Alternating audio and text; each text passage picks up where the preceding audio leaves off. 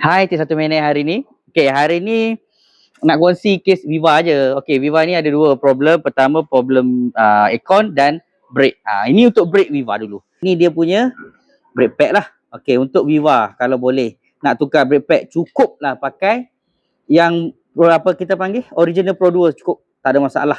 Dah tukar brake pad original Pro 2. Okay, cuma yang saya nak tekankan yang ni.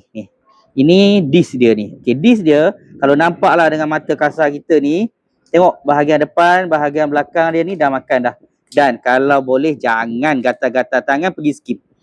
Untuk Viva, seeloknya tukarlah disc yang baru. Ni tengok contoh kita dah pasang kat dalam ni.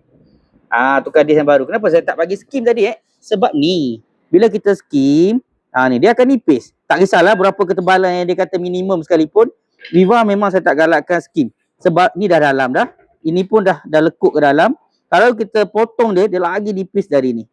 So, apa akan jadi bila kita tekan brake, kalau terlalu panas, dia boleh kita panggil apa? Bergegar. Ataupun dia boleh crack. So, bahaya tak? Sangat bahaya. Jadi, kalau siapa ada masalah aircon ke brake ke, nak check, tak ada masalah. Boleh bawa datang ke Fizi Motorsport sama info. Sebab hari ni set.